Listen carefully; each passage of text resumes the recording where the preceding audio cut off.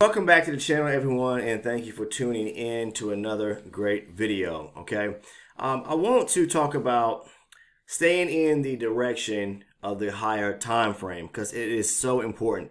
Lots of people tend to just revert to lower time frame charts and just trade solely from them. Now, I'm not saying that you cannot do that, but what happens is you may be counter trend trading against the higher time frame direction. All right, some people will just trade off a 5-minute chart without even taking a look at what's going on the higher time frame. Now, experienced level traders, those are watching this video right now, already know that it is extremely or truly possible that you can do that, right? But to beginner traders, please don't start off jumping into a lower time frame chart and trying to take every supply and demand setup. It is not going to work. Especially, heed to what I'm getting ready to say. If price is tapping into, say for instance, a major supply zone on a higher time frame chart, it could be, for me, 60 range chart, okay? Someone that trades time-based charts, it could be a 60-minute chart. If price is hitting into a supply zone, for example, on a higher time frame chart, you should be doing what? Looking for opportunities to go short. Do not try to buy, okay, all right, or go long when price is hitting or tapping into a higher time frame supply zone. You probably are going to get stopped out and lose money, all right? So please do yourself that favor. In reverse, do not be trying to look to take shorts when price is tapping into a higher time frame demand zone. Why would you do that? You are fighting or going against waiting for a collision to happen, all right? You're going against the overall trend of the market. That is the biggest thing. You hear people or gurus always talk about the trend is your friend type, trading, or stay in the direction of the trend. Yes, I mean, that tends to actually work. I mean, especially when we see the market trending for a period of time. Now, be mindful as well as, if the market's been trending, say, to the downside for a period of time, you've got to be cautious, okay? If we get into lower areas at different or lower price levels and the market's just been continuously making lower lows and lower highs, you got to keep in the back of your mind that the market is going to, at some point, bounce, okay? And it could be an extreme or heavy bounce, all right? The market likes to kind of act like a rubber band, it expands, contracts and expands all the time. So it's got to, what it's going to do is reach some point to where it could be a major area of support or resistance area, and it will bounce and pull away from or back away from that area. Same thing from the top. It'll hit some area and then bounce from that area. So look at your charts and if you see that the market's just been trending strong in one direction, and we're constantly making lower lows and lower highs, just kind of be cautious because at some point it's going to bounce, all right? We don't know as traders when, because we as retail traders do not push and pull the market, but you just got to understand that at any given point, the market's going to do what it's going to do. It's going to do what it wants to do. Please, understand that, okay? All right? People always want to feel as if there's some edge that professional or experienced traders, they know at an exact science or point in the market where it's going to actually bounce. We don't know, okay? We're trading off of probability because that's the game we're playing, and looking and making sure that we're taking trades based on reaction, okay? All right, because that's how I trade, rejection, all right? So if the market's been moving to the downside, again, making lower lows and lower highs for an extreme period of time on my higher time frame, then I am going to be very mindful because, if we bump up against, say, some major area of support off to the left-hand side of the chart from several days ago or several weeks ago, I got to be mindful of those areas because it could, again, react at those zones, all right? But as far as trading, I'm trading, if the market is moving lower, I'm looking for supply areas to take my trades from, all right? Specifically and heavily, if price taps into a major supply zone off of a higher time frame chart, bet your bottom dollar, I'm looking to apply my strategy and looking down at my lower time frame, scaling down to take an entry, all right? The strategy, what I'm talking about for anyone that's new and watching the videos, it's all over the channel. I discuss it just about in every one of my videos. I'm talking about the strategy I use. It's pretty simple. I'm a supply and demand style trader, so I'm just looking for rejection using a simple technique, and I always like to trade based or surrounding breaker structure. That's the most important step to my trading. I have to see a breaker structure that allows me to, look at a specific area and say, I want to take a trade here, okay, once it taps into a zone. So it's just a simple strategy using a higher time frame coupled with a lower time frame. So you're getting that sense of multiple chart confluence, okay? The more confluence that you have on your side, the higher the probability of the trade moving in your direction. Understand that. But, if you're really looking to make money in this business of trading, please, supply and demand, I don't know how to stress it enough, because you can see it all over the chart. You don't need any fancy indicators to tell you where a supply zone is at or a demand zone is at. You can look at the charts to see where, there's lots of aggressive selling and buying within the market, okay? And the higher time frames will show you that. You see, especially like when you get, above certain higher time frames, say for instance, it could even be on a daily chart, I don't, say for instance, I'm not looking at the daily chart or weekly chart, heavily on a day, but I will look at it from time to time just to kind of glance to see, okay, how's the market been trending over the last several days? What does it look like on the higher time frames? As far as intraday trading, I'm primarily looking at my 60 range and my 12 range. I'll look at the 24 as well, especially if I'm looking at the ES futures, the E-mini S&P 500. If I'm trading the NASDAQ 100 futures, I'm a stickler to just looking at primarily just focusing on my 60 range and my 12 range. There are always plenty of opportunities with surrounding supply and demand trading on the NASDAQ because, it's a very liquid market, thin market, and it moves pretty, a lot of flow in it, okay? A lot of movement, okay? So a lot of momentum, I say like that, okay? The ES is a thicker market, so, it can range for a period of time, and you may not get into or see a setup that will unfold every single day. So you just have to take a look at your chart to see what's going on. Say for instance, what I'm talking about when it comes to the things I look for on a daily basis, especially in the morning. Now I want to say this: there's a certain time period at which I believe in that most of the volume is centered around, and that's typically between 8 and 10:30. Or 11 o'clock Eastern time. So again, that's 8 in the morning to 10:30 or 11 Eastern time. 11 a.m. Eastern time. Okay. So just because the market opens up, the New York session opens up at 9:30. I don't trade the first 15 20 minutes because the market is just is moving. Okay. You've got a lot of orders sitting in there on the books, and the moment the market opens up, it triggers and it's just going haywire. Okay.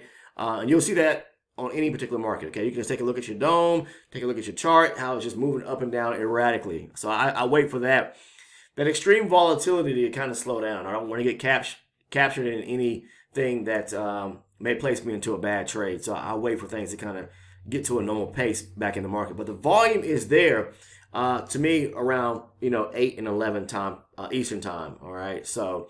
And even sometimes earlier than that. You had the pre-session market, which opens up primarily like an hour before the market opens up.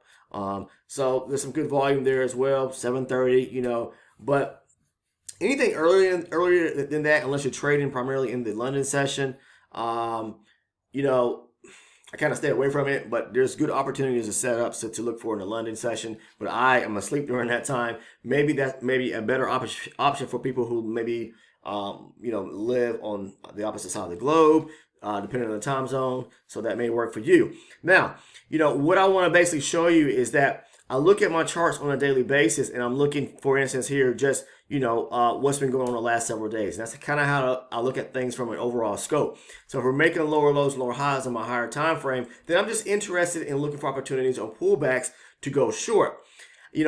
Most times, okay, I will say that, yes, I do counter trend trade sometimes, even though the market may be pushing lower, I may take opportunities to go long, but I've been doing this for a long period of time with much experience. So, those that are and want to see consistent profits, I'm telling you to really follow the direction of the higher time frame. It's what's going to work out, and you'll be able to take higher probability trades in doing so. So for the market, if the higher time frame is moving lower, just look for pullbacks on your chart to a higher time frame supply setup. If the market is pushing to the upside and we've been trending, then look for pullbacks to a major demand area, and then use your lower time frame to look for a demand setup to get into to trade with. Okay, so that's the thing that you really need to pay close attention to. And these type of things, you know, when you get into trades, whether it's taking 1 to 2 maybe 3 trades a day, depending on the number of contracts, depending on the market that you're going to trade, whether it's the minis or the micros, you can simply and easy capture those $500 a day of profits consistently. Trading with the direction of the higher time frame, again, gives you multiple means of confluence. So again, like if the market is moving lower and making lower lows and lower highs on my higher time frame, each time the market breaks structure to the downside, I'm looking for, you know, I would like to see price pull back to key areas of supply. Okay, this would be a supply zone. We haven't tapped into that. It runs lower. Okay, pulls back, pushes lower. Okay, pulls back, breaks structure lower, and look what happens. It taps into it. Okay, at that point, I'm not trading off the higher time frame. I'm gonna scale down to my lower time frame and look for, you know, some rejection, and then, you know, possibly try to get into a trade if the lower time frame shows me, or it works out in my favor to where part of my setup or strategy I'm using, you know, it unfolds. Okay, then I'll be able to execute on a trade. So it rejects the area, you know, I look for opportunity to go short. All right, this is a deeper retracement here. Still, the market is following suit to with structure breaks to the downside. It breaks below this area, excuse me, here at 42.12. On the way down, we kind of get some choppy breaks, you know, little swings to the downside before the structure break, and then the market breaks structure below. Okay, you could be looking for areas on a pullback, you know, again on the higher time frame to tap into if you see a nice supply zone that was moving to the downside here. It broke structure right here. Okay, price pushes lower, pulls back, boom. Okay, breaks lower here, break a structure below this area here at 41.60. Say 41.70, I'm sorry. Okay, and then look what happens. It pulls back. This is a demand zone here on the higher time frame. Okay, pulls back.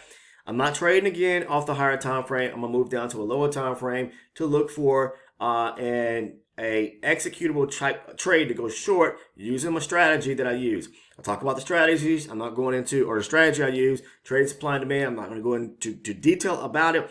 But this is just video is to show you that if you stay in the direction of the higher time frame and execute, you know, whatever strategy you want to use. If you trade support and resistance, okay, you know, I don't trade support and resistance. I'm supply and demand. But if I'm looking at my supply and demand and trading the way I trade using that strategy, those out there that are interested in understanding or grasping how I trade using supply or surrounding supply and demand, watch the videos. Okay. All right, just watch some of the videos. You'll be able to pick up on things. You should be able to, because I talk about that particular strategy in so many of my videos, okay? But a pullback to a key area, supply off the higher time frame chart, scale down, move down to a lower time frame chart to get into more that lower time frame. And if it's moving lower as well, and I'm looking for, you know, that particular part of my strategy, that step that I'm looking for to happen, that stage of it or phase of it, to where I'm looking for a break of structure and a pullback on the lower time frame to happen, to be able to get into a trade to go short, you know, because yeah, if you look at here, this is a pullback to a supply zone here, right, at 87. Back down here at the bottom is about 47, right? So that's about a 40-point area. You can definitely find a setup on the lower time frame and take a short, okay? Most people would probably say, oh, that's not enough area, but this is a higher time frame chart. So there's a 40-point, you know, not say difference, but a 40-point area of movement there back down to the low, and it comes back down to say 49 or around about 49 area. Okay, so there's still an opportunity to take a short trade on the lower time frame chart. You just got to scale down. For me, I look for a structure break off of a lower time frame and pull back and then go short. Okay, because then I have two charts pairing up and showing me that, okay, we got confluence of still interest to go lower on the higher time frame 60 range, and then my 12 range chart, which I'm taking my trade from, I'm looking for, again, that certain setup to happen, pull back to a supply zone now on the lower time frame, and boom, I'm going lower. Okay, again, after that, we got a structure break to the downside again. So this pullback to where I have my red line right here. Okay, because the reason why I have it, this is actually, you know, this would be like a supply zone here. I'll just show it to you right quick for all those that maybe, I don't know, first time newbies to the channel. Okay, supply zone in this area here. Pull back to this zone right here, okay? But you got to be mindful too, because there are small little areas of gaps to be filled. And if you're new, you're probably not going to understand gaps. I do have videos on the channel to discuss what I'm talking about when it comes to gaps. But gaps back at a supply or demand zone is what I'm talking about. But either way, this is a zone right here. Price taps into it, and you can still look for an opportunity to go short, but you got to do it from a lower time frame. All right. This is how, staying in the direction in Confluence with the higher time frame when you're trading for, and then allowing yourself to take the trades from a lower time frame. This is how you consistently build profit each and every day. Whether it's $250, $500, $1,000. You can consistently do this if you stay, again, and trade in the direction with the higher time frame. Again, every morning I'm looking at my higher time frame to kind of let me know which direction I should trade in. All right, it's very important. And then that window, in which I talk about from 8 to 11 a.m.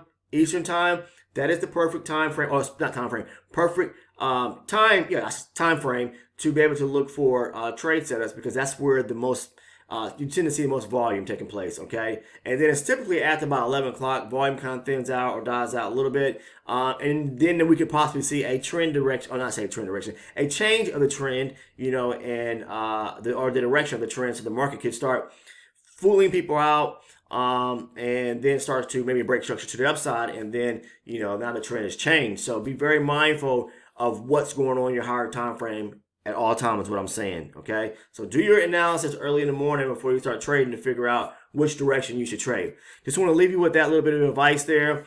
And I know that we're getting ready to move into, the next trading week, and I wish everyone a profitable and very consistent week. And, like I always say, please try to stay green, okay? And do it consistently. But the biggest thing is be patient. Do not be, so anxious to get into a trade. Those individuals that are on the Discord community and are great community members, they'll tell you that patience is very important. And I always talk about it, because sometimes you just got to stand back and look and wait for the opportunity. If it doesn't happen that day, okay, on the NASDAQ, it should definitely be able to take at least one trade a day, because it just has lots of movement. But on the ES, you may not be able to get into a perfect setup, okay? So you just don't trade it that day. You look for another opportunity the next day. But trading is all about being patient, because that's what's going to allow you to be consistent in the end. Take care, everyone. If you're interested in joining the Discord community, find that link down in the description portion of this video. And please do me a favor, subscribe to the channel, guys. Really do so. Do yourself that favor, okay? Make sure that you got all your post notifications turned on so you never miss one of the uploads from the channel. And last but not least, please drop a like on the video. Take care and have a great rest of your weekend.